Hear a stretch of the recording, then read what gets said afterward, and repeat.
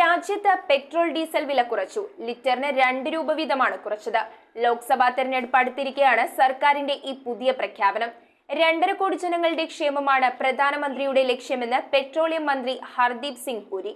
ലോക്സഭാ തെരഞ്ഞെടുപ്പ് അടുത്തിരിക്കെയാണ് രാജ്യത്ത് പെട്രോളിനും ഡീസലിനും ലിറ്ററിന് 2 രൂപ വീതം കുറച്ചത്. പുതുക്കിയ വില പ്രാബല്യത്തിൽ വന്നു. ഇന്ധനവില 2 രൂപ കുറയ്ക്കുക വഴി പ്രധാനമന്ത്രി നരേന്ദ്രമോദി രാജ്യത്തെ 2.5 കോടി ജനങ്ങളുടെ ക്ഷേമമാണ് ലക്ഷ്യം വെക്കുന്നതെന്ന് ഒരിക്കൽ കൂടി തെളിഞ്ഞിരിക്കുന്നുവെന്ന് പെട്രോളിയം മന്ത്രി ഹർദീപ് സിംഗ് പുരി എക്സിൽ കുറിച്ചു.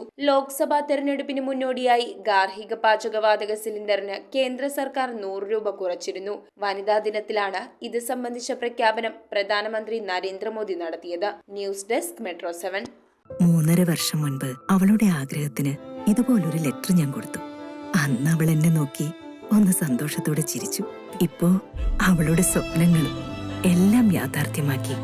സ്വപ്നങ്ങളെ യാഥാർത്ഥ്യമാക്കി എംബിറ്റ്സ് എഞ്ചിനീയറിംഗ് കോളേജ്, കോതമംഗലം.